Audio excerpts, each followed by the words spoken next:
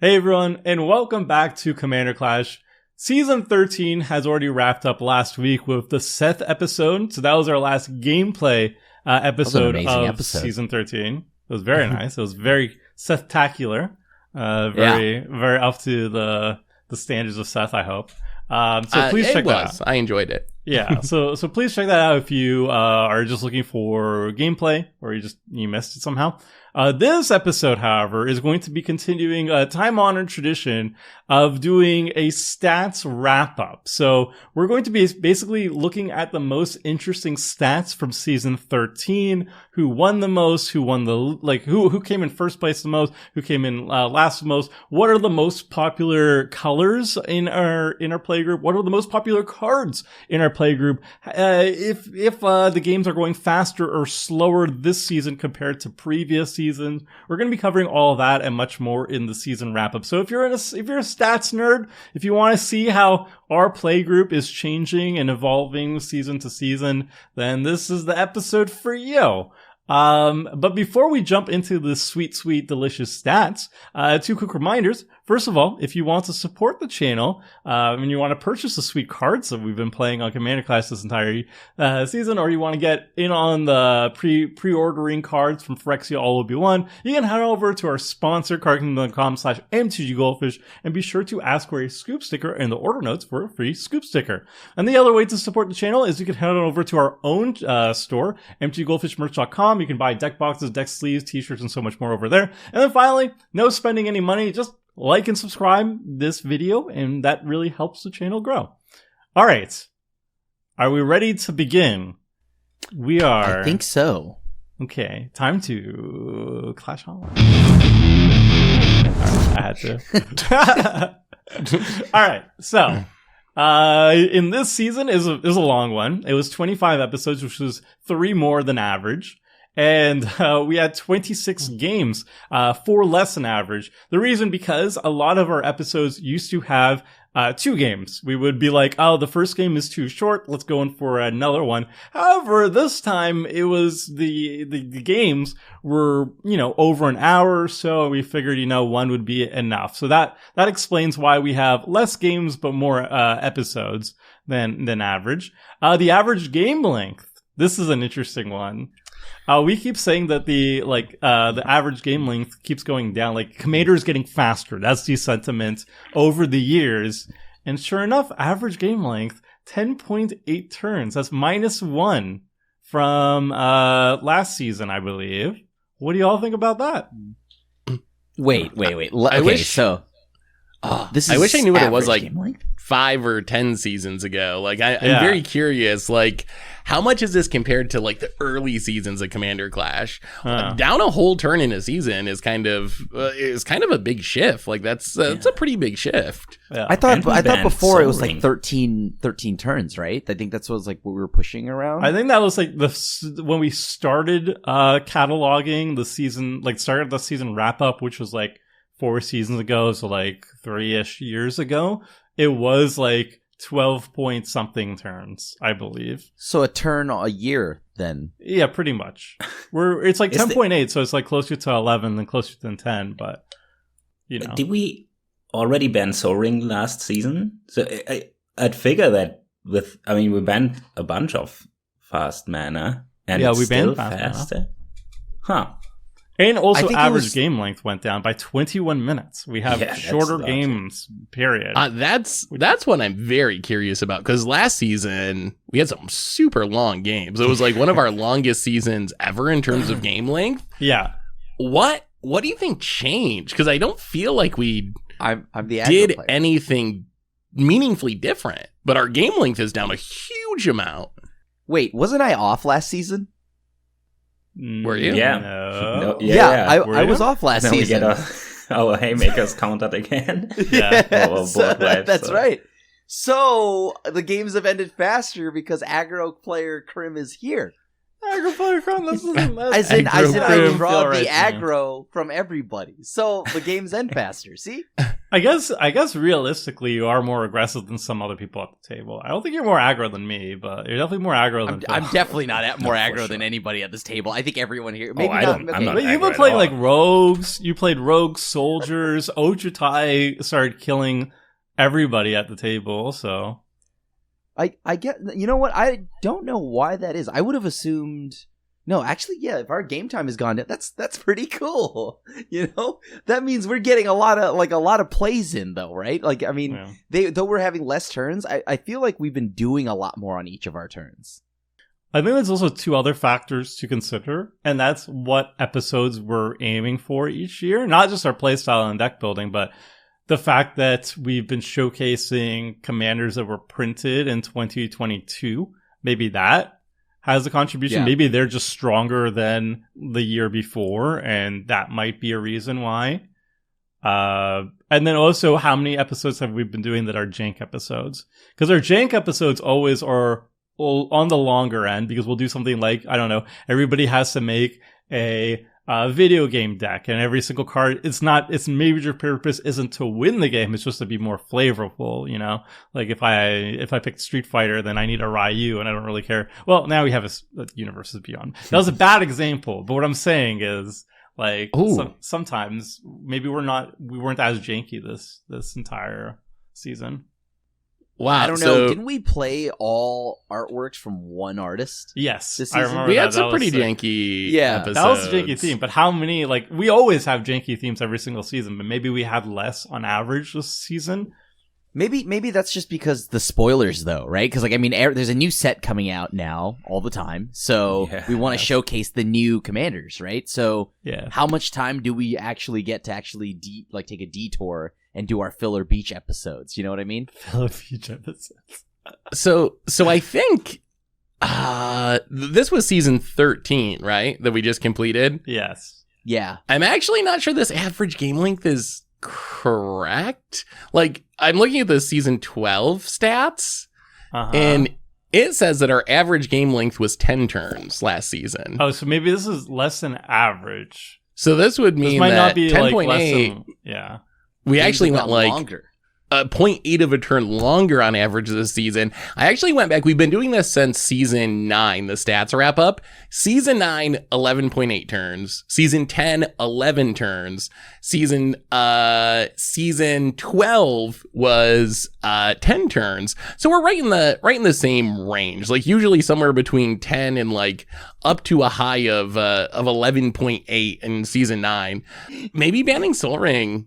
Do you think that banning Sol Ring somehow sped up? Seth, by the way, the game length? Because our editor, I'm talking to him in real time, and he says season 12's average was 11.97. I don't, unless our video from season 12 is wrong, because I'm like actually pulled up the video, so maybe we messed up last year. So one of them is wrong. This is a great start to our stats. Yeah, we're off to a good start to our. Ignore that. What's the next page? Okay, what's next? I'm sure there's a editor note that popped up on the screen to clarify during that whole thing, but we'll find out shortly when this video gets published. We'll move on to shortest games in terms of turns. So number of turns. This was a sweet game. That was a very long game that just didn't take many turns, because I had to click through the AO combo so many times. And unsurprisingly, it's CDH. CDH is just on average going to be less turns than a regular game of Commander. That's just how it is. People think it's like a turn 1 or 2 format, and like, yeah, you can end up on turn 1 or 2, but from what I understand, on average, it is like more of a 4 or 5 turn thing. So yeah, turn 5. That's like half of our normal games, though. Like, if turn 5 is CDH, we play double that when you're playing like more casually usually. Yeah, but yeah, AO was sick. Yeah, you won pretty quick, but then to resolve it, to actually get it's a weird combo, because it's like not quite deterministically a win, so you have to click through everything because there's some chance that you whiff. So it took a lot of time, but it was definitely a cool deck. That was one of my favorite decks I played last season. Yeah, that was the one where I tried to get you. I Chain of Vapored you to make you have to like. I was so confused. You just said no, and I'm like, we're gonna die. There was like an obvious Pikachu face. I don't remember what there was, but there was like an obvious target for the Chain of Vapor, and instead of just bouncing the obvious target, Krim tried to like get me and hope that I would sack a land to then bounce the obvious target. I think it was like you wanted to Chain of Vapor one of my things. But then Krim bounced one of your things. It was like, well, now that I bounced your thing, you can copy it by sacrificing a land and then bounce a thing we need to deal with. And Seth was like, no, I'm not doing that. No. I had to get my value, all right? Give me a second. It was a great value play. If you were mind slavering Seth, that would have been insane. All right, we'll move on to the shortest games in terms of time. So how long it took for us to complete the real game. Dragon deck. It was the Dragon Week. Everybody was supposed to play a different dragon commander to find out which dragon commander was the best. And we all play dragons, which is we all disgusting. play dragons. Yeah. No. Remove those quotes, Seth. What we a all play dragons. Yeah, it does not set right with me that we did Dragon Week and Morphon won. biggest regret. He's the real dragon. We should have killed Krim. All right. Adriano nailed this thumbnail, by the way. Yeah, I loved it. That poor Morphon. Even Adriana knows that these dragons are pissed that there's Morphon in the midst of them. They're like, what the hell? I thought it was Dragon Week. It's me, He did kind of give Morphon the dragon wings, though. It looks like a dragon-y Morphon, which, the thumbnail really good. Really good. Morphon is trying, all right? We'll move on. Morphon just is, not trying, just is. We'll move on to longest game turns. And sure enough, like we went from CDH, which was our shortest, to when we do Jank, our Jank episodes are always longer. So Artist Tribal, 15 turns to complete, but it wasn't actually a very long game, actually. It was only an hour and 24 minutes. Yeah, length is average, essentially. So there was a lot of turns, I guess, of us like being in top deck mode or being unable to do much. Yeah, because we're an Artist Tribal. So Artist Tribal, for those who don't know, each of us had to pick every single non-lane card in our deck had to have had artwork from the same artist. So I think I picked Raymond Swanland. So every single non-lane card in the deck had to have art from Raymond Swanland. And we all picked a different artist for that. And Phil took it with 2 Vassal the Sunlit. So Eric the Champs. It was very janky. The champ. Nice. True, you did the win. champ of them all. That was a sick game. I like that a lot. That was one of our jankier themes. There's only so many artists you can do it with, though, because you need artists that actually have made a ton of Magic cards. So it's a limited pool of artists that have made enough cards. My biggest regret is I didn't pick Zoltan Boros, who apparently drew a lot of Boros cards. So you could actually make a Boros deck out of Zoltan Bolta stuff, which is, I like the consistency there. Yeah, right? All right. Yeah, next time. All right, we'll move on to... I remember this. All right, we move on to longest game time. So also a turn 15 game. This is the Jank Mechanic Week, which each of us picked a mechanic that doesn't see a lot of support in Commander. And as you can see, I picked Energy, and I went with Energy with Atraxa. Energy, very good in Standard. No one's going to dispute that. But you don't really see it that much in Commander because it just doesn't have the support in Commander. Took 15 turns though. 2 hours and 9 minutes and 16 seconds.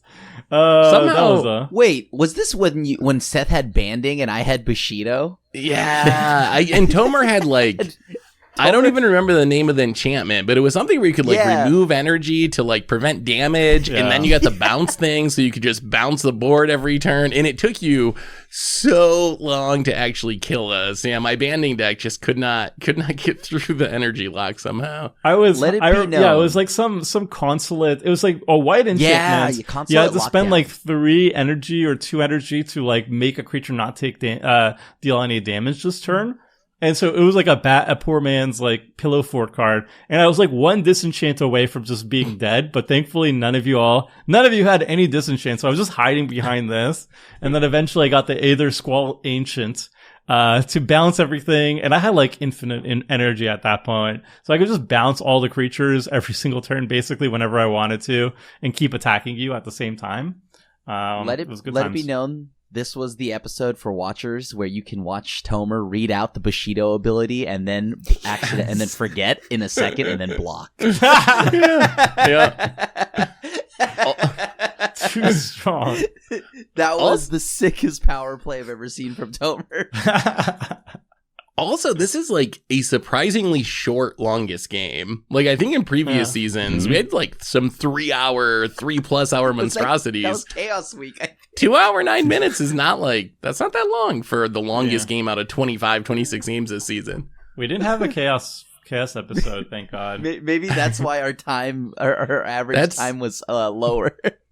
That's because we're gonna do a chaos season, I think. Like an episode's not enough for chaos. Yeah. Have fun with that. I'm going to. I have a thing I have to do. So for the next 6 months, enjoy the chaos season.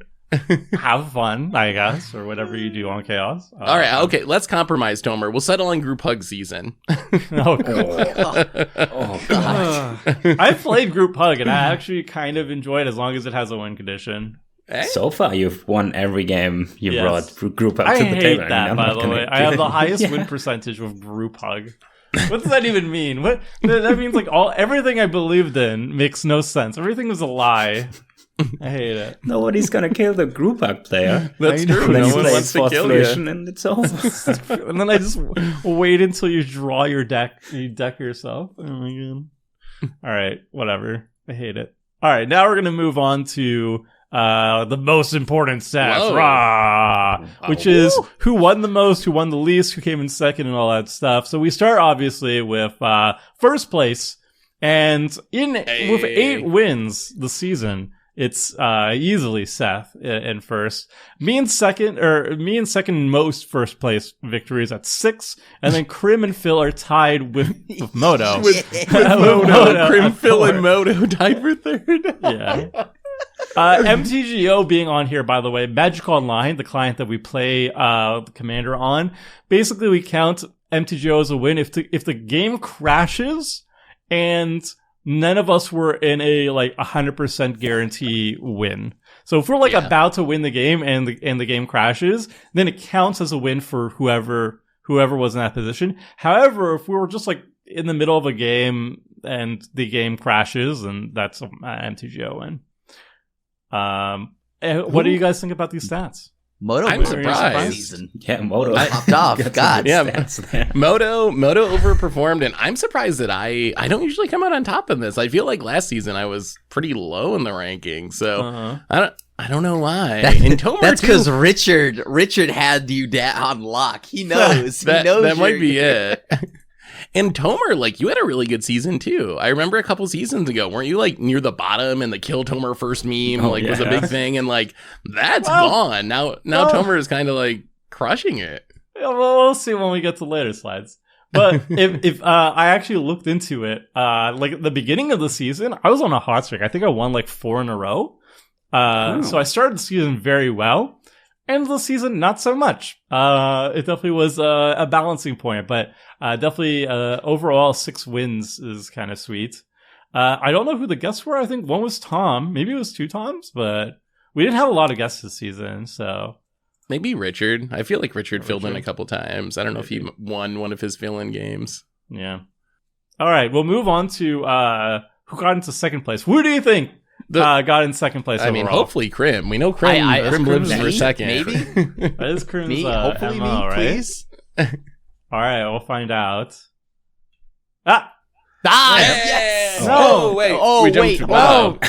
Tomer is bad at Photoshop. There we go. All right, second place. Here it is. Yes. Krim, you won. You did it. I see. I'm the real winner. You got second. I'm the real winner here. Just remember this. These are interesting stats. Krim is in first place, or second overalls with 7. Seth is in 6. So not only does he get the most first place wins, but he also has almost the most second place wins. And then look at us, Phil and Tomer. Yeah. In second. Hey, all or nothing. It's almost like 2 people at the table always say, "Hey, do you want to team up at the beginning of the game?" And then take out Phil and Tomer, and then play the rest of the game amongst themselves or something. No, that could be a trend. I don't know if that. Ooh. I don't know. That could if be a really trend happens. backed up by data or anything. Which two? I don't understand. Who's- Yeah, you and Phil got to cut it out, Tomer, with all your teaming Dirty, up. Settle dirty down, guys. artifact stuff, dirty playing modern commander stuff. I won't even deny it, but Fair I will magic. say this. This is what happens when y'all keep bringing artifact decks and you know I'm gonna kill them. Wasn't even playing an Who's artifact the- deck this time. Guests? I can't I don't remember know. having 3 guests. I mean, we had Tom Yeah, Tom. got second. Tom got second. I think I won that game with Tom, right? Wasn't that the one where it was like a bunch of zombies in my human deck that ended Oh, up yeah. winning? Oh, we also had Justin Parnell for an episode Oh, Right, that's right. right. Yeah. Right, for the yeah. Praetor week. Yeah, so we had Krim Justin, milled we all had of his good Tom. cards. I think we had like Richard one time, maybe. It's got to be something like or that. was it Tom those three. twice? Maybe it was like Tom twice. Maybe Tom twice. I don't remember. Everything's a blur. Well, the real prize, second place. all right. Hey, So we yeah, both, real we both prize. got what we wanted out of the deal, Krim. Krim. You got You second, won I like- got first. We're both Thank winners. Thank All right, you. I might have accidentally peeked ahead, but who do you think came in fourth place the most? It's got to be Phil or Tomer. Well, I It's would got guess to be. Phil. It's got to be Phil. I mean, looking It's at Tomer. this, it should be. It should probably It feels like Phil, right? Although it should Like, be It feels Toma, like actually. Phil, Nah, yeah. I the think it's comment Toma. section. The comment section definitely believes it would be Phil. So we find No, I'm out. pretty sure. No, it's me by a lot. Whoa! By so much.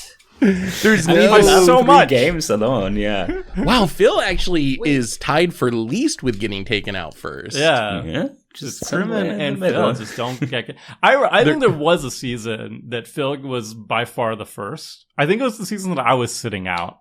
But don't worry, I reclaimed the throne in fourth place. Don't worry, Phil, I got you. There's no middle ground for Tomer. Tomer was very high on winning, very high on being first out. The middle, though, not many of those games. Not a Well, lot it's of because seconds. Tomer got like a bunch of wins in the beginning, and then that's when you see the latter half. And we of the decided season to, here, where yeah, he's just like, all right, take him Tomer, out. You need to calm down. So my daddy always told me, if you ain't first, you're last. So I really stick to that ethos. All right. Wise words to live by. So okay, so we've seen first, number of first, number of seconds, number of fourth. So we're gonna see the averages now, I believe. I didn't look at these slides, by the way. Boom, consistency, average finish. So the lower the number, the better. The higher the number, the worse. So this is like, on average, me and Phil end up on Finish third spot. On average, Krim is at 2.7. Our guest is at 2.6. And finally, Seth, you're at 2.4. So overall consistency, Seth, you did the best of the season. Well, I think- I did the best at second. So Yeah, You so did it do the- clearly the best. shows. we ignore guest. We It ignore clearly guest. shows you are in the second spot here. And then it's me and Phil in last, tied in last. It's not about winning, it's about the journey. Yeah. You No, it's get all along the about way. winning, all right? I mean, that is apparently true. we have to Winning, team it's up all a lot. about the winning is not winning though, because you don't want to win. Winning's too Yeah. easy. Yeah, it's coming in second. Depends You on gotta what your get- goals are, what your priorities are. But Phil, we gotta start teaming up. These two, There was. I gotta start Statistic- playing more interaction, I guess. More pillow fort, even more. no, you gotta there was- be more hush hush about your haymakers. I think you're like you're I like can't. I don't have a good poker face. opening credits. You're like, my deck is going to play Portal to Phyrexia, copy Portal to Phyrexia, and then steal all your permanents.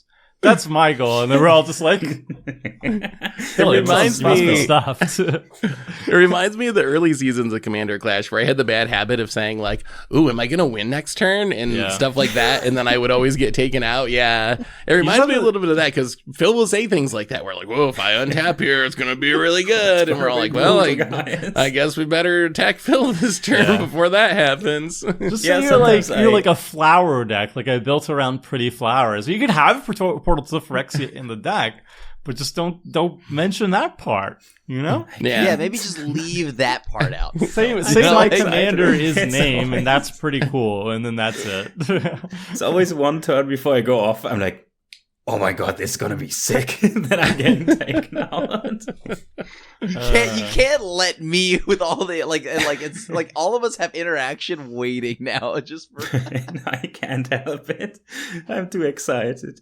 I love the gusto. All right, we'll move on to I don't know what the slide is. Pay to win. Ooh, average deck budget. So the higher is the more you spent on average. And the highest and lowest price decks have been removed from this average. So pay to win. Pay to win. Again. Pay to win.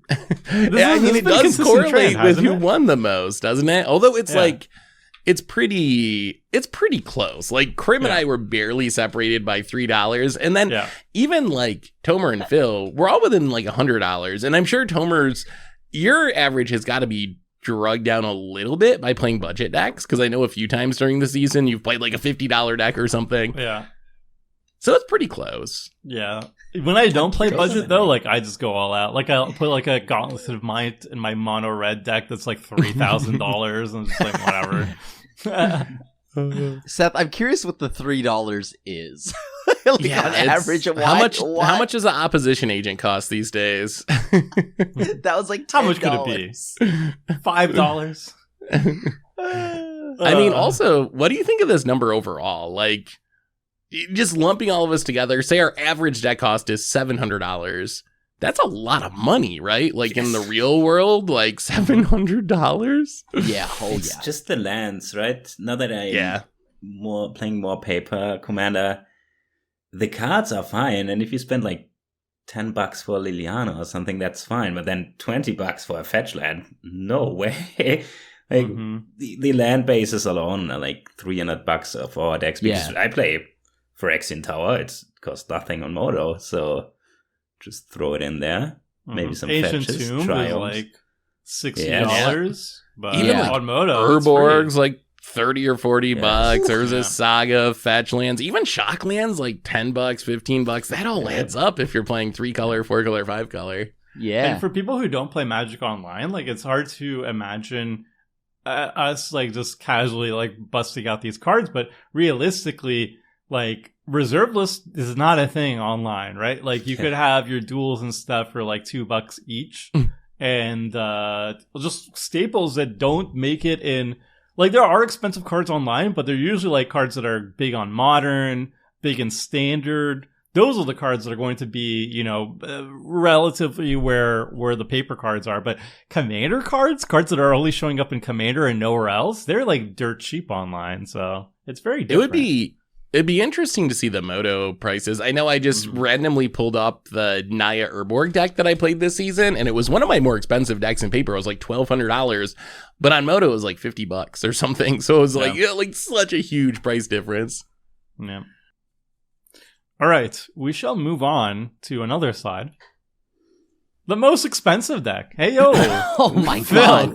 Wow! How do you even make a $15,000 deck? It's not even close. I didn't build the deck. It was sent to me. What was this? It was, I mean, not to blink, but what was the...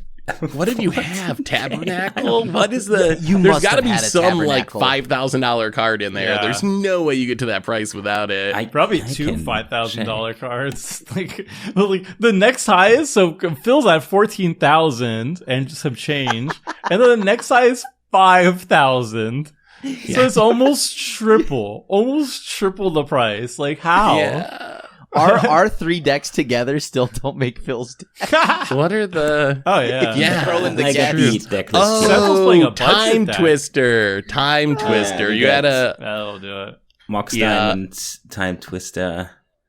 Gilded Drake is 277. Oh, what a card. Yeah, okay, the Time Twister is 11k. That's probably... If you took the Time Twister out of the deck, it would be roughly in like the range of like Krim or Tomer.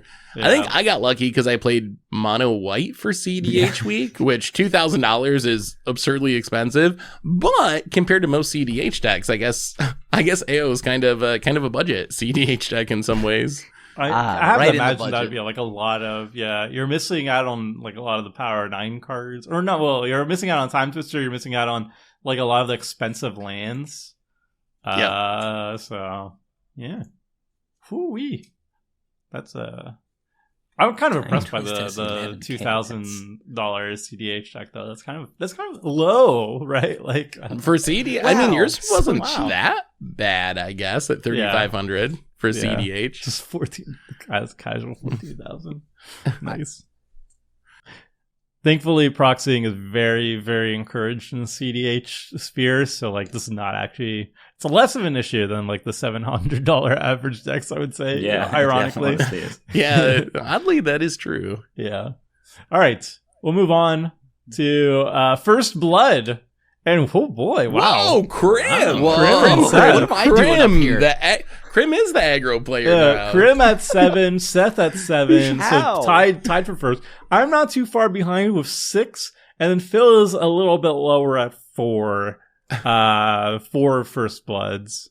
I'm not surprised about Phil, by the way. It's like, yeah. Last season I was first on First Blood, but I guess I went even less aggro. So yeah. What am I attacking with? I guess Krim, you play like so many aggro decks. Yeah? No? Am I wrong? Maybe. Yeah, I think so. I don't remember actually. And I mean, like, First Blood just means it could just mean as simple as like you had a low cost commander that you played, you know, like on turn 2 or 3, and then you hit somebody. I don't know. I got like a pair. Okay, all right, yeah, you know. We played Ragavans. I don't know. Oh, that was right. I have a Ragavan episode. I mean, George deck.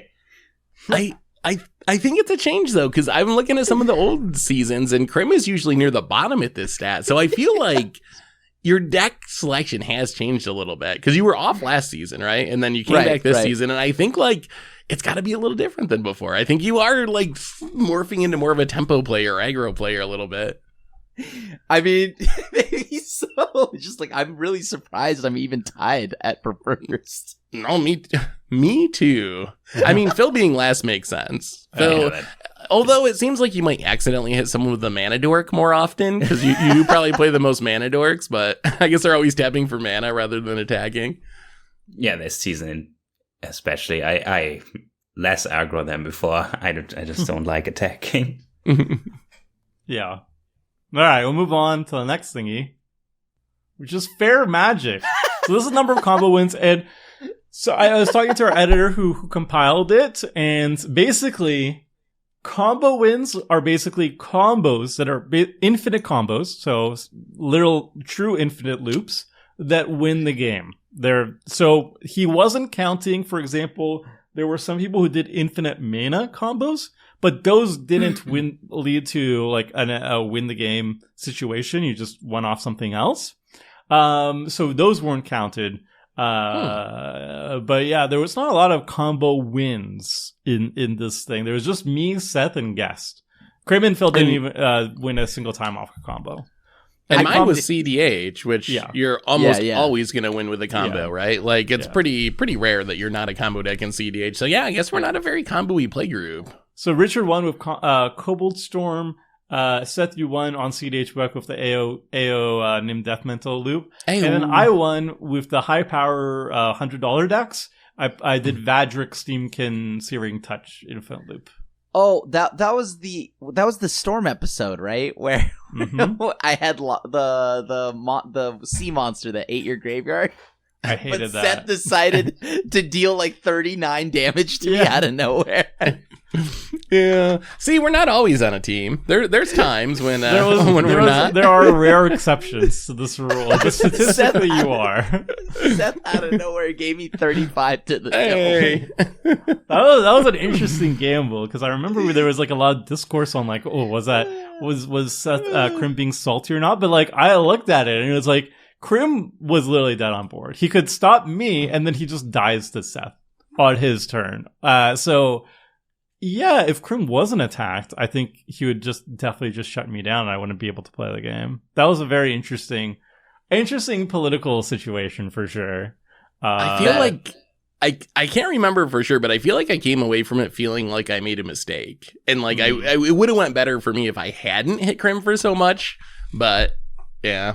Oh, yeah, because I couldn't play the game with Krim at the table, so so I was rooting for that hit. That made me feel really good because at any time you could have just like taken out anything that I needed to win. But anyway, more Graveyard Hate. It's good against against Homer, yeah. No, turns out I hate that my advice is being used against me. Don't listen to me. All right, moving on from combos, we've got commander damage kills, and look at that. Wow. Krim, you're just Mr. Aggro over here with 3 commander damage kills. Seth, you got some as well, and also me, but Phil obviously 0. Like, what are we surprised with? So Krim, you won. You did commander damage with Ragavan of all things. So good job. Dragon Lord Ojutai, you killed both me and did you kill both me and Seth or Phil? I think it was the same game. Seth. Yeah, I also died to it. Yeah, and then Seth, you got 2 kills of Progenitus, which was good job. That's actually pretty awesome. I can't believe that. You had like an exalted creature, so you were doing like 11 per hit or something. So it was like, I was getting in for a ton. And then I got a kill with a Traxa and 1 Slicer kill. Slicer. Oh, we remember that, Tomer. Don't worry, we remember that. I didn't even win either game, by the way, with Slicer. I played Slicer, I got 1 person dead. Not even, like, in 2 games, I killed 1 person with Slicer, and then I lost. That's surprising. It felt worse. Yeah. Because it comes out on turn 3, and I feel like in there your would face. Be more. Yeah. It is. I guess eventually, like, Slicer's so scary, I feel like eventually we ended up taking you out because of it. Like, that was the player removal thing was our best bet. Yeah. Especially the second time around when you brought him back. It's like, oh, no, Tomer. We're not doing this again. The game's, the jig was up. The first time we were like, oh, Transformer, and that's cute. And then we're like, oh my god, this is killing everyone. This thing's insane. Oh my god, it's a car, it's coming right at me. Jesus. I will also say that this, Seth, I do feel bad for that Ragavan kill. That was when you kill me super quick and I had to sit there for like an hour and a half. I remember that game now. I had blocked it out of my brain. I literally had a modern start with Ragavan and then the Urza Saga on turn 2 to get Commander. And then you like what? Commander Plate, yeah. Oh, and I just Jessica. To triple the damage, and I just died. Yeah. Do you know how good Jessica is in Slicer? Because it says until your next turn. So if you triple up Slicer and then you pass it around the table, it's triple damage for each opponent too. This is a deck. Disgusting. It's gonna be my CDH deck. So I haven't actually got to play it in CDH, but you don't gotta convince us, Tomer. We know it's good. We know it's good. I just can't play it at casual ever again. That's the only downside. It's too, the car is too strong. All right, we'll move on. Actually playing the format. Average commander cast. So this is just the number of times we've cast a commander per game on average. I actually led the charge here with 1.52 casts per game. Phil 1.33. Seth at 1.2. Good job. You're not even in last. Over 1. I'm over 1. Krim. Also, Guess is technically in last, but we don't know. It seems like the more you cast your commander, the worse you do. Isn't this like inversely correlated with winning? Like this looks like the who went out first chart, basically. So is casting your commander actually a bad thing? I don't know if it's a causation here. It's stop casting your commanders, everyone. I'm actually shocked that Seth is over 1 there. Me too. The worm deck. There was at least that one game where you had to cast your commander because otherwise your deck doesn't function. Remember the Garth deck where it was Coal Week? Oh, right. Yeah, that one made me... And also, I played the Russian roulette deck again, and that's, like, very focused on the commander to do anything. So maybe that's part of it, or I probably would be below 1. At least I beat out Krim. I think this is the first time ever I have not been at the very bottom of this stat. It's also, I'm surprised I am. Yeah. It's also interesting that, like, in a format called Commander, on average, we only cast our commander once. Yeah. Per game. I mean, if it's 5 or 6, 7 mana... That makes sense. It's all you ever need. That first cast. Yeah. It could also just be like with our turns going less, like the game's going faster, there's just like less opportunity for us to recast it. Like I feel like a turn 15 game, like yeah, if it got to turn 15, it's probably because we ran out of steam and all of us are just like trying to cast whatever, and like casting your commander a second or third time is more realistic. But if a game's like ending on turn 8, I'm like, don't really have that many opportunities. Not only that, but I think it's also that you don't run out of steam as much anymore. Like the games where you're like, oh no, I have nothing to do, no cards, I might as well cast my commander again for 10 mana or whatever. I don't think they happen as much because there's so much just like card advantage built into every color now that it's actually kind of hard to run out of things to do. Mm-hmm. I don't know. 4/2 Zevlor as a hasting body. It says otherwise. No, that's my favorite Zevlor. Attack. No mind twist or nothing. Just pure fair magic by attacking. Just aggression. Fantastic. All right, moving on. Commander Clash group stats. So now we're going to see, like what are the most popular colors, what are the most popular cards, all that good stuff. In our player group. So colors played. It's all Grixis, baby. Primarily black with the group. 61 decks in the season played black. 58 played blue, so that's in second place. Then red with 54, white at 52.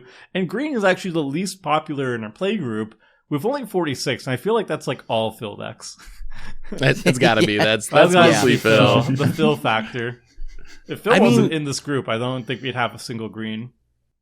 Didn't last season, Tomer, like black was underplayed and you said, I'm going to play more black this season. So do you think black being at the top was that an intentional choice after us not playing it much last season?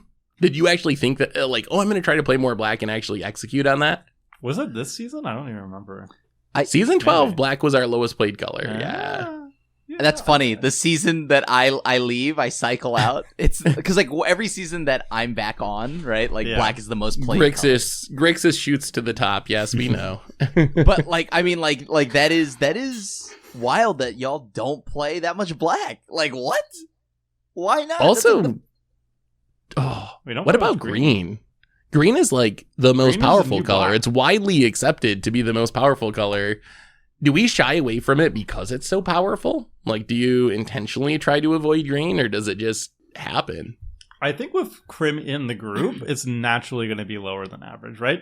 Because I don't think because Crim just never plays it. Yeah. If I would predict, I would say me and Seth we play like an even distribution. Crim will not touch it, and Phil will play it a lot. Not true. I played mono green. That one. That was only because someone else gave it to you. Yeah, that was the Holiday Cole episode. No. Okay, that makes it 2 times I played mono green then.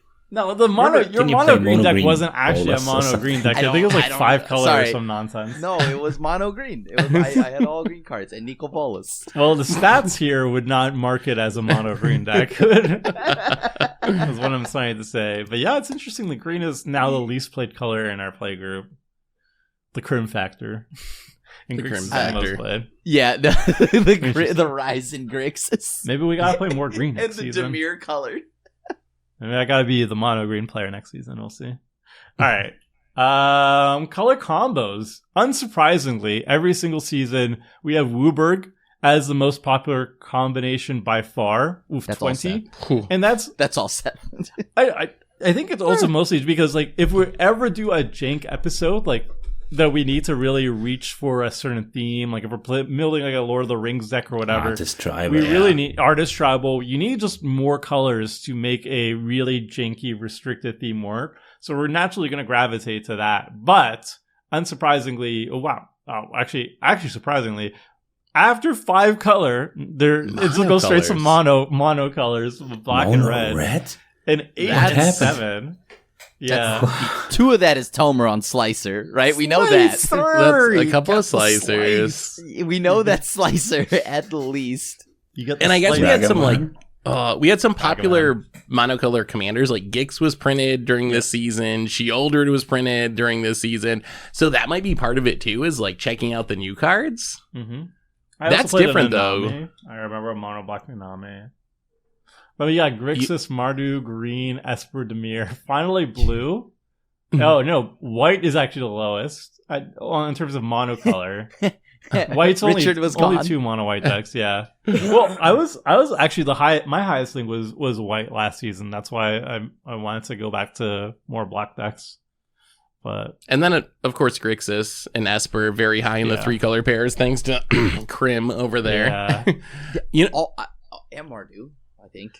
You know, something we got to solve is colorless. I feel like every time we do a stats episode, we talk about how no one played a colorless deck. We got to play a colorless deck at some point. But how do you play colorless without it just being Eldrazi? Right? Like, that's the problem. You can do. I mean, the new Juggernaut seems funny. Actually, that seems like new Juggernaut. That's way better than Eldrazi. That's way better than Eldrazi. Yes, true. Hope of Gurupur. Got him, dude. So yeah, more colorless decks could be good though. But you're right, it is hard to make them diverse and interesting. I met someone at SCG New Jersey who only played colorless decks. They just had like a commander deck box they had with a bunch of different colorless decks. And it was interesting to see the deck list, but still like colorless, you ramp into Eldrazi and stuff. But I would be down with more colorless. They need like a colorless set where colorless is like matters a supported, bit yeah. Devoid. Right now, like colorless, if you make a colorless, if you make a colorless deck, like what are you going to be? You're either artifacts because most colorless cards are artifacts, and what is going to be your payoff is going to be Eldrazi, right? Because that's the top end for a colorless deck. So. Or artifacts. Like there's enough artifacts that you could avoid Eldrazi, but you're probably powering down your deck if you're not ramping into Eldrazi. Yeah, you're just a colorless artifact deck, which I honestly I don't really find that too interesting either. Like it's a colorless, it's an artifact deck, which you've already seen in blue and red and black and green, except now it's less interesting. All right, we'll move away from color combos to most played cards, baby. And this actually surprised me a little bit. Hagra Mauling is in the top spot by 30 cards, which is a significant gap from the second one. Every Crim deck. This is the Crim factor. Well, me. And then I Lightning Greaves. A lot too. What is 100? I guess it's out of 100 decks. 100 possible. Okay, I see. Interesting. I think it's probably out of 100 decks. Did we have exactly 100 decks? That'd be weird. I mean, 25 episodes, 4 players each would be exactly 100 decks. Correct. Yeah. See? This is okay. Smart. So, I mean, about 30% of the time, we got Hagra Mauling. Do you and Phil ever play that? Because I play every black deck, and even multicolor decks. I know Crim also is a huge believer. Do you guys play it or no? Not as much as I would love to tell you, because I still think that it's just a good card to include in every black deck, but I am not sure if you will find this in my most played card lists. I'm not proud of it. You just have to be in black. No, it's interaction or a land. You just put it in. You just put it in. That's what I mean. It's a great card. I think I played it in 6-pack tribal now that I look at her, but I'm not sure if I... Hopefully. I think I play Malakir Rebirth over this. Oh, let's see. I play this probably more than Malakir Rebirth. But yeah, you can probably run both. I think Malakir Rebirth is better. I do it. They're both good. I mean, they're both good. It depends on how much you have creatures you need to protect for Malakir Rebirth. I'm surprised Fellwar Stone's our number 1 mana rock. That seems very odd to me. Out of all the mana rocks that are playable, why Fellwar Stone? Higher than Arcane Signet. Arcane Signet is not even Arcane Signet. That's actually weird. It's excluded. It's I think that's why then, because Fellwar Stone is, I think, probably the next best thing after Arcane Signet, because it can tap for more than 2 colors. But it doesn't. I play Mindstone over Fellwar Stone. I think you gotta get that card draw. You gotta get that mock card. That's not card draw. No, God. That's value. If you're in a 3-color deck set, would you run Fellwar Stone or Mindstone first? Mindstone. My mana's gonna be fine. I got Triomes and Fetch Lands and Shock Lands. I'm not worried about the colors. I'm just worried about the cards. In paper, probably Mindstone. There's promos, and I like that. Yeah, I can understand if you're running it for like the bling factor, but like Fellwar Stone is just better than the 3-color deck. What? This also shows how busted Green Ramp is. Like, green is our least played color, and this is just a list of Green Ramp cards mostly, even though it's our least played color overall. Well, look at some of the money cards. There's CK Restoration. That's definitely a Crim card. And Mana Drain, that's like Crim's signature. Yeah. Toxic Deluge, that's another Crim card. Onto Inversion, though, that seems that's another like card I jam if I have that option. But who's out here rampant? Because green is the least color, and somebody is rampant hard. Every Phil deck. Those numbers are all from Phil. 24 Cultivates, 23 Nature's Lures. That's just all I'm Phil. surprised there's a deck that ran 3 visits but not Nature's Lore. There's one deck out there. That is, yeah, that is. So the Cultivate is weird that I don't play as much Cultivate as I do, as much as I don't like having like just ultra staples for every deck. I think every green deck I throw in a mana base and just throw in 3 visits, Nature's Law, and probably Farseek. Mm-hmm. And Cultivate is not on that list, but I guess I'm not the only one playing green. So. I play lots of Cultivates. I think it's weird that Cultivate's high and Kadama's Reach isn't on the list, even though they're functionally the same card. It has cooler versions. You can play I guess that's it. Secret Lair or whatever. Strictly better. It's an arcane spell. And I just always play both of them. To me, they go together. If I want one, I want the other. Yeah. It's a little bit weird that we're a little bit inconsistent there, but it's a lot of green spells. A lot of green ramp. We like that. Green ramp, card draw, and MDFCs. Sounds like a good game of Commander. I mean, if you're looking at most played cards, you're not going to be looking at like the ultra niche. This is good in only like 1 or 2 commanders. These are the generic staples, and they're generic for a reason because they end up being in a lot of decks. So it makes sense.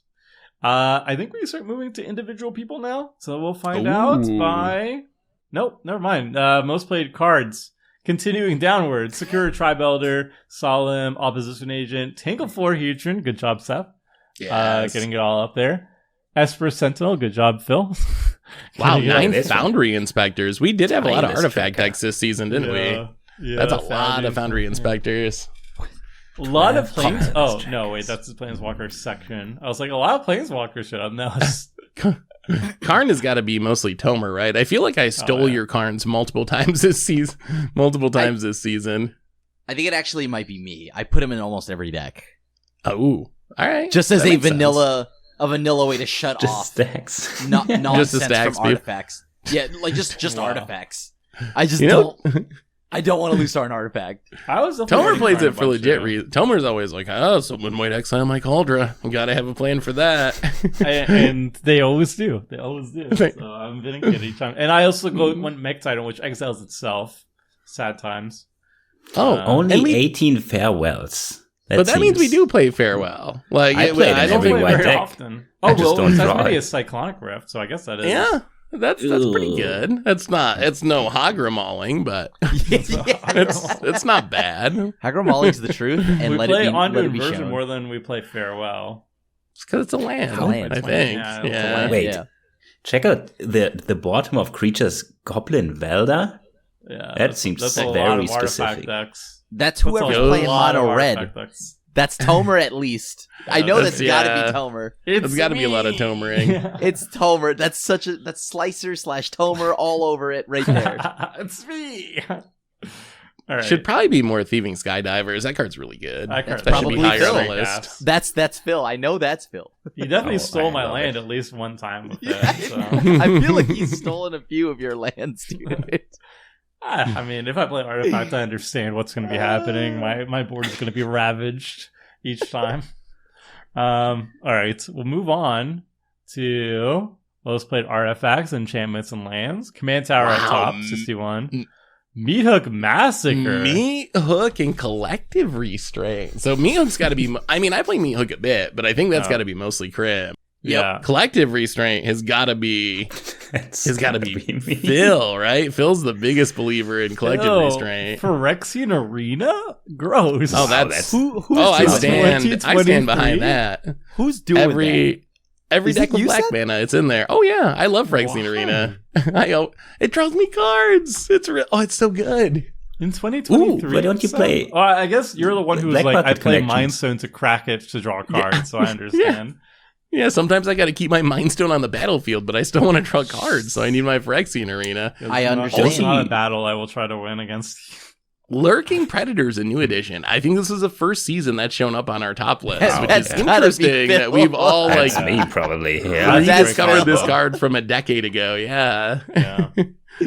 Propaganda, Ghostly Prison. These are like Phil's attempts to live, I guess. Maybe? Fable, Fable the Mirror Breaker should be higher. That card's that card's gas. very Bitter good. Blossom, I do not that's got to just be Crim doing Crim things. Yeah. Because I don't think Bitter Blossom is very good. How do you think I'm getting first bloods, dude? A lot of the the fairy tokens? a lot of the artifacts are pretty boring. We can see that Arcane Signet is in more than half of decks, which makes sense.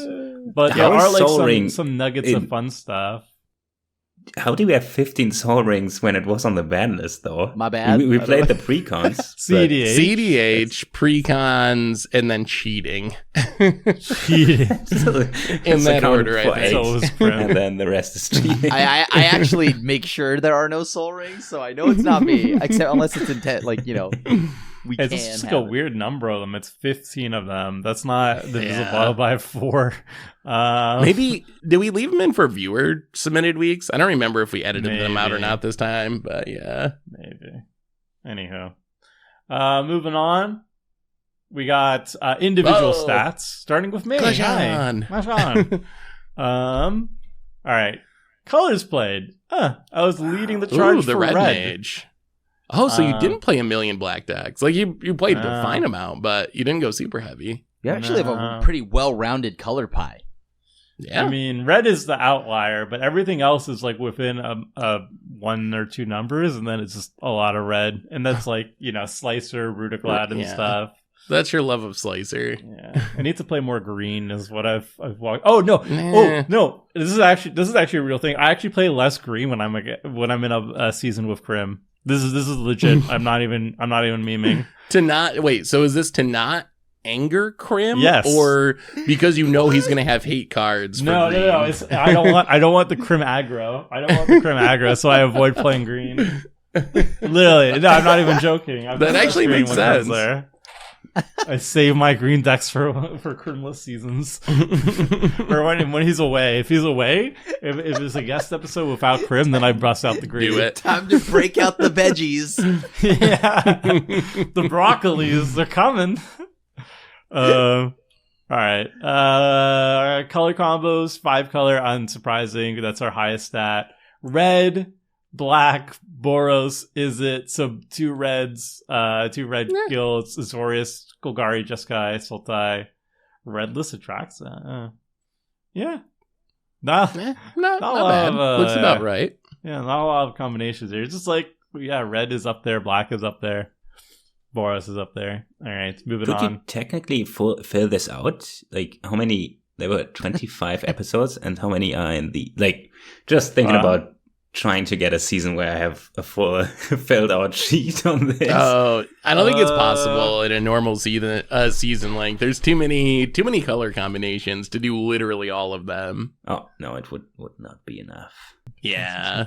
Well, you would need. I guess I play you would need Simic then. 32 episodes to fill it out, right? Wow. So maybe one. That would day. actually kind of be a funny gimmick for a season that you can only play each color combination once and just do 32 episodes. So every episode you got to do a different color combination. That'd be fun. That would not line up well with spoilers and new commanders and all of Yeah, that. that would make it challenging. Yeah.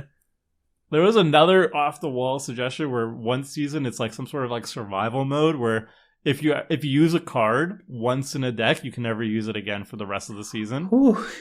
So you have to like you could use Command Tower one time, but you're only allowed to use it that one time. So you have to like really think about like, all right, I need that Command Tower for the 5 color episode or something like that, and like, go from there. Seems That'd be very a restrictive. spicy one. Yeah, maybe one day.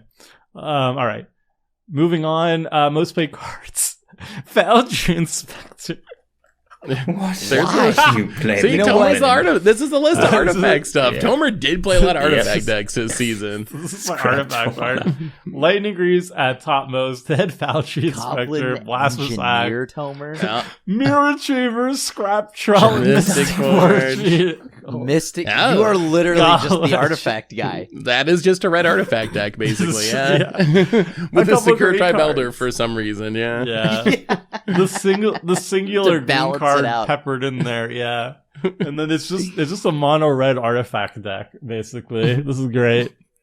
Slicer needs its slice. No wonder you were taken out first so often. It's because Krim turned you against artifact. That's the Krim heroes is we very needed. afraid of the artifact decks. Yeah. The And poor it is artifact warranted. It is warranted. Don't act like it isn't. decks. Lies in the seats. All right. Most played cards. Yeah, we see most of those. Karn wasn't actually my most played Planeswalker. It was only 3. Duretti was my eyes because guess what? It's an artifact Planeswalker. That's so unlike the mono red artifact player to play the This is just- Duretti the most. This is just a mono red list. I don't know. 3 Mausoleum Secrets. That one surprises me. I don't think I've ever played a Mausoleum Secrets, let alone 3 in one season. Mausoleum. Yeah, Secret. it seems- Why Sweet. not? Why not just Demonic Tutor if you're gonna? Mausoleum Secrets Why is jump through the sweet. hoops? Why jump through the Oh, hoops though if you can just Demonic Tutor? I played it for sure in the Nami deck, which is a $100 list. Oh, And it was like dump all your creatures, all the spirits in your library, put them into the graveyard, so that you find your mastery animation.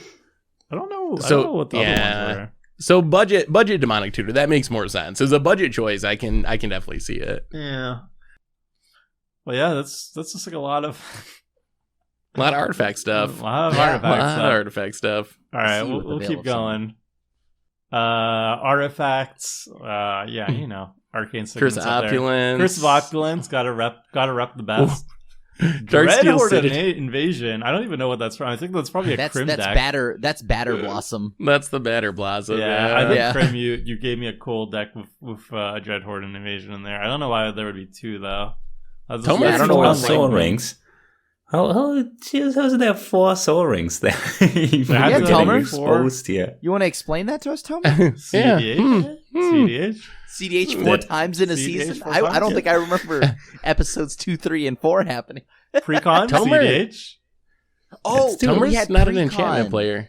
Yeah, we did have the pre-con week and CDH week, so that's at least Let's 8 see. soul rings. That's 2. We'll Yeah. see. We'll see how many you all are running. Yeah, all we'll right? see, Don't, we'll don't jump on me. All right. Okay. So, it's Crim. Guess what? Totally don't have opposition agent. I never believe that. I don't believe that for a second. I don't play that card. Yeah. All right. Card's unfun. Let's see it. Wow, surprise. Oh. Whoa, you actually Yeah. played white as much as red, so you're actually Grixis and Esper. Yeah, Pretty that evenly. sounds Yeah, right. chalky. Yeah. Yo, Green look at was those mostly greens, being forced to play green, though. though. Okay, but that was only once. See, I'm That was eating my 5 veggies. times, apparently. That's 5. That's a That's lot. 5 times. That's a lot. Is it? That's I don't know I about mean, a yeah, lot. okay, but the for colored Crim, maybe pie. we'll give it to you. We'll give it to you, Crim. This Yeah. is progress. This is a new character arc, all right? Yeah, it's Second. less Grixis and more Esper this time for sure, and a little bit more green. you With know? like this is like if Yeah. you were to eat your dinner or your food plate, there's just like a little bit of sprinkling of like veggies, like a little bit of like chives or something on Yeah, top. you always This forget is- to eat this your is- veggies. You always Yeah, push yeah, like this the is it right broccoli to there. the side. You feed it to the corgis. This is my chives on top. Yeah. All right. Color combos. Unsurprisingly, 5 color at the top. Ooh, Mardu. Mardu. Grixis. Mardu. Yeah, that's a lot of Mardu. Mardu. Why? Explain yourself, Grim. I I don't know, but I mean, I Yeah, know I'm trying to played think Mardu. what Mardu decks you played. Yeah.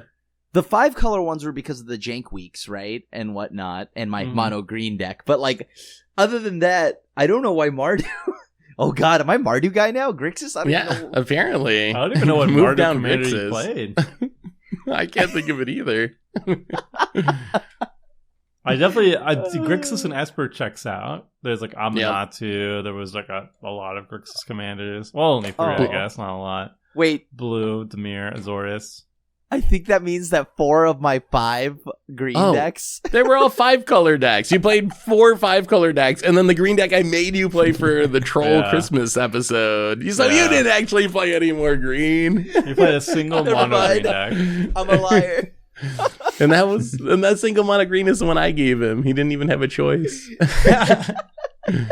At least it's on the record that he played it. It's on the stats, yeah. Yeah. You're gonna have to live with that for forever. Looks good on the stats. We're gonna move to cards. Wow, I'm surprised. Disgusting. It's like Chronic Grip, the most played card by Krim. Yes, who would have God, thought? I'm shocked. Shocked, I hear. It's like a list of cards I want banned. Yeah. This is a healthy looking deck list here. Look at that. Look at those cards. This is just healthy.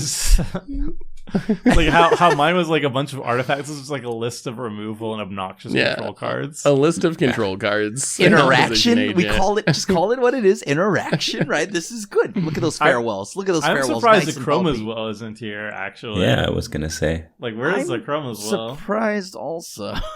Yeah. Every time he plays it, it kills me. But apparently not more than 6 times. Anytime anybody plays a Chrome as well, it kills somebody. What do you mean? Card's pretty good. That card is cracked. The card is absurdly cracked. I'm surprised it's not on here, so yeah. I'm also surprised that it's only 7 opposition agents, Grim. What are you doing? See? I don't even have to do it anymore. 18 black decks and only 7 opposition agents. I think it's because it was 5 color and I would, whatever. I don't know. I told you, new character arc. Told you. I have a feeling like maybe you take them out of your deck list when you're submitting. So people don't know. You mean like the old switcheroo? There's 2 deck lists? Yeah. Gross. Right. We'll move on to other cards.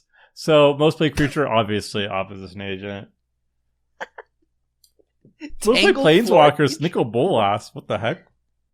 Yeah, that's very Krim. Wait, Karn isn't even... Oh, Karn's on number 2. Karn. Oh, I've only played Karn only a twice. couple. So I played 3 times, you played twice. We covered the Karns together. Together we play Karn. I like that. Yeah, together we are Karn. I'm curious of why would I play Tangled Florahedron though? Like that is offensive. MDFC. Why would I play that though? There must be 2 5-color decks in the mono green deck. It's gotta be. I guess that makes sense. That is just offensive. Why is it even on here? 2 Boluses at the top for planeswalkers. That makes sense. So unlike me. So unlike me. Psych the planeswalker manager. You're the highest on Farewell so far with 9. What did you play Tybalt in? Wait, which Tybalt? Tybalt the bad one. Oh, the fiend. Yeah, the meme. Isn't that's the no life gain one, right? Oh no! No, that's the bad one. That's like the OG bad one. I don't remember, but I think I was clearly on something weird. I don't understand what's going on. Why would that be in my deck? Yeah, top 10 planeswalker on Krim's list. Let's just ignore that and let's just keep going because I don't know how that got there. All right, we'll move on to the next one, which is artifacts, enchantments. Oh, look, there's where all the Meat Hook massacres were. 6 of them here. That's Court of Cunning. 3 Court of Cunnings. Yeah. Both of Nissa. Wait, I only played Bitter Blossom twice? Yeah, who else? I'm curious who else played Bitter Blossom. Someone else is playing Bitter Blossoms. What's going on right now? Okay. All right. This looks like a healthy Court of Cunning is nice though. I like that. This looks like a healthy, well-rounded card list. Good job, me, this season. Yeah. It's not bad. Next. Seth, Academy Award winner. Well, there was some good bluffing here. We'll see how that ends up. Colors played. Woo, you're very absent this season. Again, heavy black. Black is the highest at 17, but then white 15, green 13. So you're holding up the green a little bit. I was doing my best. Yeah. Not much blue or red. You love your Abzan, and a few times you played. Was it Mikkel? Merkle. Yeah, I played. So I did play that twice, I think, this season. So that probably helps up the Abzan count. Mm-hmm. Huh, I'm surprised I played so little red. Not a lot of Blink commanders in red this year, maybe. Blue makes sense. I feel like I always come in low on blue, but yeah, red. I feel like I usually play a decent amount of red, but it's a Siege Rhino kind of season for me. Yeah, I mean that fits well because Phil played a Siege Rhino deck, so this is just showing your true colors. Phil, Seth. Blip. Moving on. Color combinations: 5 colors, obviously. Black, mono black, 3. Ooh. Mm-hmm. And then the other color combinations, or is mono white, Abzan. So a lot of three color combinations. Yeah. Mono pretty black. Diverse. You not had too Gix. bad. I remember you had Gix at the very least. Definitely had Gix. I can't remember what the other 2 mono blacks were. Mm-hmm. But yeah, a lot of 5 color. It's all. I always play a lot of 5 color. I think I even play more than everyone else. Like we all play it for Dank Weeks, but then I also just like 5 color decks. You get like 1 or 2 extra per season than the rest. Yeah, sure. All right, cards most played. Hagar Mauling. You and Krim are really high on Hagar Mauling, and then you're holding it up. See, Phyrexian Arena. There you go. Top. At the top of the list, one of my most played overall cards. Oh my god! I am a true believer in the Phyrexian Arena. And you love Cultivate, but you hate Kodama's Reach, apparently. Yeah, I was the one that brought that up earlier. I thought I always played them together, but apparently not. There's more artworks for Cultivate, so I get it. Yeah, that must be it. Mindstone. Yep, you do play it more than Hearthstone. I was not joking. It's my number 1 mana, 2 mana rock. Yeah. Wow. Gotta draw that card. I like the Malkir Rebirth there, repping the best MDFC of all time. That one you've convinced me on. I didn't used to play that one, but now it's part of my MDFC suite where it's always there if I'm in the colors. Nice. And it makes sense that it's one of the highest ones because black was your most played color. Yeah. But I am play it in every deck because there's 2 more Hagar Mauling, so. Mm-hmm. Yeah. All right, the other cards. Let's see the other cards. Creatures, Tangled Florahedron at 6. Not your most played color, but still. Tied with Solemn. You did not play a lot of Planeswalkers. I don't believe in Planeswalkers in this format. Even some of those were probably like viewer submitted week or something because Nico Bolas. I don't like Planeswalkers. Yeah, I don't remember why I played Nicol Bolas, honestly. Yeah. Also, Cultivate. Eiley? Eiley? Yeah, well, that's a creature that you played 3 times, right? That's the 2 mana from like the. I think 2 of those at least were the Merkle deck that I ended up doing for once and then for Revenge Week. So I think that's 2 of them. The third one, I got no idea where the third one came from. Joda. I put it in my Joda Aristocrat. Oh, it's a legend. Yeah. So that explains it. I am still shocked that under spells, Cultivate 9, Kodama's Reach, not even 6. That's got to be a bug. It's got to be a bug. I can't believe that either. Something's got to be wrong with these stats. There's no way. We'll see. The editor's never wrong. We'll see an editor or not. All right. The other cards. Let's see the other cards. Artifacts, Arcane Signet, Lightning Greaves, Mindstone over Felwarstone. So Felwarstone is still on there. I also love Celestis. Yeah. Wow, 5 Soul Rings. Soul Rings. Why do you have 5? 5 Soul Rings. You know what I think is possible is. Here would be my guess is I get like a viewer submitted deck and it has Soul Ring and I change it on Moto but forget to change it on the website. That would be my guess is where some of those show up. Sometimes I run like a budget deck too. Ooh, this might account for Phyrexian Arena is off the charts. It's like more than twice as heavily played as the next closest enchantment. I don't understand it. Try it, Tomer. Try it. I have. A decade Try ago. it again. Fine, I'll try it again. Also, Thespian Stage. I'm Invisive. I'm holding up the Richard mantle. Yeah. He has taught me to play those cards, and I put him in every deck. You got a copy of Yeah, the but daggers. If you play 5 colors, shouldn't Command Tower be way up there? Why is it so low? That one I just forget about sometimes, I think. Because it's a commander adjacent card, so you just leave it out. Yeah, I don't like cards that are built for commander. Give me another basic. All right, moving on.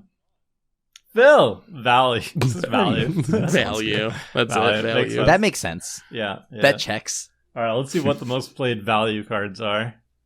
Simic. Yeah. Sticking sounds to your right. guns. Yep, that Blue sounds and right. green. Yeah. I kind of expected So green to be the green. highest one, but No. Yeah, me too. I noticed this in paper as well. I only play 2 green decks, but every deck I play has blue in it. I like green, but I think blue is actually more essential for what I'm trying to do. you counter match. I like green though. I can't. I mean, it's pretty cool. Blue and green together. Ooh, hell yeah. You're lowest on white and red, which are the aggro colors, the Boros colors, which makes sense. And then black's there. It's a good, healthy middle ground. This does not surprise me in the least. No, that's like- exactly what I This makes expected. sense. This Very makes on so brand. much sense. Yeah. All right. Phil on Simic? Who would have thought? All right. So unlike you. Moving on. Let's see Color how much Simic there is, combinations. actually. 5 color, obviously. Simic. Simic right there. Temur, Grixis, Dimir. Wow. well, Green. 2. It's kind of okay. That's pretty diverse. There's a lot Yeah. of like green blue splash, like Temur and then Bant, but it's actually fairly diverse looking. Not a single red deck or blue deck. Nope. Why would I? Yeah. Phil No doesn't do Boros, much no mono whites. color. Yeah. That's not value. You just- Wow. Outside of green, mono green sometimes, but Yeah. Yeah, the one Mardu is the one time I forced him to play Mardu, so I'm excited about that. that was a game he got first I blood. inflated his numbers for white and red a little bit. I pumped them up just a little Oh bit. yeah, it would have been even lower. You're right. Yeah. Yeah, he had the Ishin deck thanks to you. Yeah. Right. Simicless edition. All right, let's see the cards. Multiple cards. Well, unsurprising. Well, guess I do play It's a lot of Cultivate. ramp. Never mind. Wow, you have the same. Wow. Kadama's Reach Where's gotta Kadama's be Reach? an error. It's gotta be. Wow. It's no, gotta I be don't play a Kadama's Reach. mistake. No. Oh, okay. I play one Cultivate. I thought I cut the Cultivate as well, but I guess I don't. But I don't play Kodama's Reach. I don't know why. It just So doesn't look as weird. cool. Ramp. Phil is doing Collective all the restraint. ramping. Ramp. Decree of pain. Ramp. Tireless tracker. That is Phil. Yep. It sounds like a game plan, actually. So it's like it's a time-honored tradition in Magic the Gathering to ramp and cast big things. I see you with that heroic intervention, Phil. Very nice. Yeah. Very Yeah. nice. Yeah, leave my stuff alone a little bit. Ramp. Okay. Gotta protect the tireless tracker. Yeah. Ramp. Where's the Aminatu's augury? That's what I'm wondering. We'll I find feel like it we out. saw It's that a back million there. times. It's bugged on Modo. I can't play. Tracker. Tireless There we tracker go. number one. Tracker, Esper There we Sentinel, go. Thieving Oh, Agent of Skydiver is Treachery. really up there. Notion Agent of Thief Treachery. is on your list, my 5 dude. times. I know. In this season, since Grim was on there, you might. Yeah, Mana Drain is on there as well. I kind of joined the dark side there. I needed to see something to I don't fight under- Grim, I don't so understand played how Mana Drain and Magus of the Moat is too mean and unfun, but then you run Notion Thief 5 times. It Like draws I me don't cards. understand. So if Magus of the Cat is Moat a also card said draw spell. ETB draw 3 cards, you'd be like, it's a fun card now. I like it. Yeah. What if Draenith's Magistrate said ETB draw 2 cards? Would you say it's a fun card now? Sounds kind of fun, actually. Yeah, that sounds great. This card is not mean at all. That's a lot of Mirror Hall mimics too. Like, it's a healthy sweet dose. card. It's a MDFC. Oh no, it's the Yeah, It's the like clone that that you can cast It's- from the graveyard. Yeah. Just Yeah. like like a it, pile yeah. of blink cards, value. A lot of It's lot of Planeswalkers. different It's Vivian Planeswalkers. Oko. Oh, Oko's Okay, very yeah. I think I good. didn't draw that. Vivian, you always talk about loving that Vivian, and Oh, you're yeah. backing it up by actually playing it. I don't know if you've ever really seen it go off, though. Not really. yet. It usually dies, but the reach on the tokens is just pretty good for the decks I play. Hmm. I respect the 7 temp with discoveries. That number is going up for me next season I play. Like, I'm going to start jamming it in a lot of decks. It's so Oh, good. I'm gonna I take was your just offer. I'm just gonna give you an extra land if I get I've just one. been putting in all my decks. Like I all I say is if somebody casts it, I just say I will say no if everybody else says no. 9 Same times out here. of 10, somebody's gonna be like, "Oh, the land is good for me," and then I'm like, "Okay, fine, I'll just say yes, fine, it's whatever." But the land is good for me, Tomer. Yeah, I know it is. That's why I also never pay the one for Rhystic Study, because what if I cast a card? I might need that mana. Yeah, I might need that mana. You can't get mana drained. Yeah. Gotta leave that mana open. Yeah, Mana drained. Mana tithe. Yeah, this all makes sense to me. But we actually got one low value Tempted Discovery that one time we all played properly. Yep. Yeah, I kind of regret that. Arms, I should have taken that land. Yeah. Then why did you blow up? You blew up one of Phil's lands, and you're like, "I'm gonna give Phil more lands." Oh well. Moving on. Yeah. Artifacts, it's the same. It's a drill. It's the same. The artifacts are probably the least interesting for everybody here. They're all the same. But there's Portal and Panharmonicon. Wow, Phil helped Panharmonicon me this year, I think. Yeah. Wow, Portal to Phyrexia came out very recently and it's kind of high. It's already on the list. Wait, Phil. No Soul Ring, by the way. What were you doing with Bitter Blossom? What are you doing with 2 hidden gibbons? Bitter Blossom, I'll give that a pass. I know what the hidden gibbons. I don't even know what that is. That's an enchantment that turns into a 4/4 if the opponent does something. 2 times I played the deck that does only things if the opponent does stuff, like the Compost, Hidden Gibbons. I think Burgeoning is in there as well. Mind's Dilation. Hidden Gibbons is real. I love this. Like, there's also the Collective Restraint. You're really high on that card. 9 enchantments on it. I think that's like all of them that were played by the group. Yeah. Mm-hmm. Meathook Massacre. That Meathook is really, really hot right now. Looks like. Lurking Predators, Defense of the Heart. They're just like the big Haymaker cards, and then Hidden Gibbons for the spikes. In the artifacts, there's also Blood Fountain. I feel like if you can do something, like if you want to discard, draw, like it's not cool, like especially cool, but it does so many different things that it seems to fit in some. Like, I can't remember playing 3 of, although I played Mishra 2 times. Like, it creates a token, it draws a card, it's 2 artifacts, it puts something in your graveyard, it puts 2 cards from your graveyard to your hand. It's kind of a card you can consider. Yeah, that's yeah. I'll have to think about that one more. I never really played in Commander, but it kind of seems like it could be good. Mm-hmm. All right, let's see the other cards. That should be. Wait, no, that's it. Oh, never mind. Quality software. Magic Online quality software. All right, time to talk about Magic Online and how well it can handle playing a game of Magic. MTGO fails 11. That's 2 over the last season. So good job, Mono. Actually, wait, no, not good job, Mono. 4 game-ending technical difficulties plus 2. So 2 more. Magic Online a little bit less stable this season. Oops, a daisy. Or we had more episodes, 1 or 2. Yeah, we did have more episodes, but I think it's a little bit worse. It's a little worse. Mm-hmm. Although at least they've started backfilling the Commander card, so I'll take that trade-off. Like a couple more bugs, a bunch more Commander cards. If that's the trade-off we need, I'll take it. Yeah.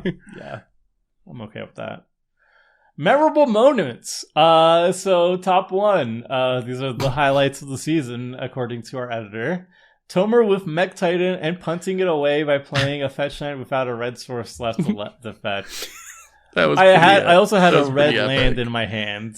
Oh, I didn't realize that. That's even worse. So the comment section pointed that out, and I'm like, oh, damn. I thought you were going for an Oscar right there. I was like, what's going on? Why just kill him? Oh boy. Seth Armageddon and Dyson on board 1/1 Nether Trader. I remember Nether. That was the Nami episode. I couldn't stop it. I couldn't stop it. Shadow OP. Yeah, the perfect board state with it was that Kirin. The Kirin and the Ugin the Kirin. I was so set up. It was perfect, and then I could not stop the 1/1 Shadow. I remember you even had a Graveyard Exile at some point, but you still couldn't get rid of the trader. The trader came back at instant speed or some nonsense that got around yourself. And it was the slowest, most painful death, too. I was like taking one unblockable turn for like 5 or 6 turns. It was brutal. He got grinded. It was great. Human Week won by Zathor Necromancer Zombies. Boo. Just like Dragon Week won by Morophon. Crim. Why'd he keep doing this to us? Okay, the best part is that I think I played Coat of Arms, naming zombies. On Human Week. Oh, yeah, well, I mean, the Necromancer's a human. So. Yeah, it's not my fault. Right? CNH Mono White AO. Yeah, that was sick. Yeah, we talked about that one. That was sweet. Yeah. That was one of my favorites. Tomer's Angel in his Vampire Chairs tribal deck. It wasn't a vampire tribal deck. It was a chair deck. But yes, it's an Vishkal angel. Blood Arbiter. One of my favorite angels ever printed. It's not even close to an angel. Praetor Week with 2 Infect one-shots and a mill death. I don't remember that. Oh, I think Justin Parnell was Justin. Was he? No, he wasn't taking my spot. I was actually there. I just don't remember. I was in Florida. I think Phil was. Yeah, that was a really interesting game. Crim was milling all of the good cards. Yeah, I think me and Seth were on Infect, but I think Seth. Yeah, so we both independently ended up on Infect decks. Yeah. Seth hatreded somebody. Seth hatreded you. Who did I kill? I think it was Tomer. Your board was getting too big, and don't make it sound like I milled anybody, like I did anything. I just played I played the orb, and it just stayed. That's all. No one could kill it, and it ended up milling people out. I could have killed it, but you killed me instead. So that's what you get. I love that. Also, like Justin Parnell hates Infect and Mill, and y'all did that to him. Well, we all did that to him. He did get the short end of the stick. Every time he would mill his spells and draw a land. Yeah. Just how the cookie crumbled that time. It was funny. Ooh. The Sardine Avenger doing all the work during the Brothers War. That was the highest value Sardine Avenger I've ever seen in my life. Best 2 I'm still scared of that card. I think that sold a lot of people. That turned a lot of people into Sardine fans, honestly. that and Slicer. The cards of the season for me. Sardine Adventure and Splicer. Totally underestimated those. Red Aggro. You don't underestimate Red Aggro. It gets it done. Phil trying to get to do the sweet things with Portal to Phyrexia. I think he got it on the battlefield. Like you've gotten it a few times. Yeah, you got it. Did I? It's the new. I think you did for like 1 turn, but then I blew it up with the Seiju or something. Yeah. Barely. It's the new Tomer and Caldra. You blew it up with the Seiju. Tomer exiled. That's right. So it's gone forever. Yeah. You just wait. There's so many commanders that synergize with it. Like, truly, it can go in every deck, Phil. So it will go in every deck. The funny thing is, like, Portal to Phyrexia is a very good card in a commander. Like, it's legitimately just a very powerful card. Yep. And yet, Phil just gets shut down on a very good card. Although I think Phil was like really trying to go off with it. I don't think just like, I played it is considered success for Phil. Yeah. Like I think he wanted more than that. He was trying to Mishra. Just untap it with it. I was trying to Mishra. Then twice. Copy it with the thing that copies a permanent every upkeep. It was in the Seth Week deck as well. You gotta get that Sea Trino out of my graveyard. Yeah, sure. Yeah, perfect for that. Jeez. Well, one day, Phil, I believe. It's gonna happen. It will. I think it will. There's gonna just be a time where you just Portal to Phyrexia and we won't have a removal in hand for it and you'll get it. But I'll try my darndest to make you not be able to do that, let me tell you. All right. Moving on. Yep, that's it. Whoa, we moved on to the end. That's how we got there. Yeah. Closing thoughts, everyone. What do you think about the season in comparison? Was there any shocking stat? Like, what was the most shocking thing? What was the least shocking thing? Most shocking thing is I was the winner this season. I won the most games. I was not actually expecting that. So that was the most shocking. Least shocking, probably the opposite of that, of Phil and Tomer going out first a lot, because it kind of felt like that, like throughout the season too. So, also, where's Kodama's reach? Where's Kodama's reach? Yeah, that's my most shocking. Where's Kodama's reach? What happened to my boy? Why do you like Cultivate more? We also don't play combos. Like last season, we had a couple, and this time it was only in CDH, and then Richard with his Cobalt deck. So just in a casual episode, nobody tried to combo anybody out. So maybe I need to turn that stat a little bit higher next time. We'll see. Mm-hmm. Combo with Portal to Phyrexia. That's not a combo. That's just value. Something. That's just value. I think the one that was surprising to me was probably the fact that, I don't know, I mean, that Moto like crashed that much. I don't remember Moto crashing that much. Yeah, that's more than I would remember too. That's actually a lot. Like, yeah, right? Yeah. Like Moto fails, like that was kind of shocking this season. I don't know when that happened. Also, seriously, how did we get all these soul rings? Yeah, that's also the mysterious soul rings. Like, 2 are accounted for everybody. If we see, but that's only like half of them. That's 8 of the 15. There's still 7 unexplained soul rings. I think there's at least like one time, like I played General Ferris Rockerick, and my deck list was based on a budget commander that I wrote. And it had a Sol Ring in there, so when I imported it, I just took it out of Moto. I took it out of my deck, and I put in like a Mind Stone or whatever instead.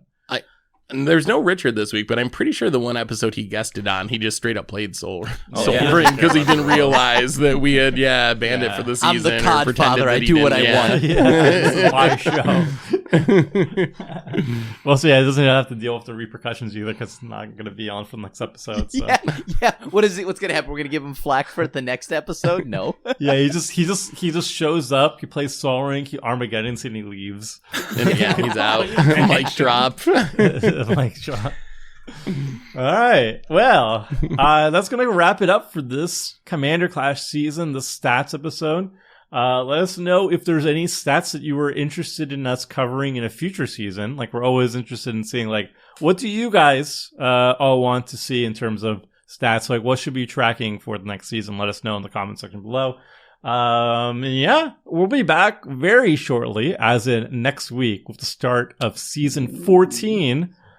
Seth, you're going to be taking a short hiatus from the regular roster, but I'm sure going to be popping up regardless in season 14 as a recurring guest and everything as needed and everything. So we'll see you soon enough, and then you'll be back for season 15 as a regular crew member once more. So enjoy your break. Yeah, I'll have some other stuff I can work on, which I'm excited about. Plus, I'll still be on the Commander Clash podcast, and I'm sure when people need a week off or someone's traveling, I'll be filling in too. So I'll still see everyone, and then it's only a few months until the next season, so I'll be back for the next one. But it'll be good to have a little bit extra time to work on other stuff. All right, and yeah, we will be back next week, season 14. Brand new person joining. Well, not. Well, I don't like, you'll see who it is next season, but I'm sure a lot of people will be very happy, pleased to see the person showing up. So we'll see how that goes. So until next time, friends. See ya.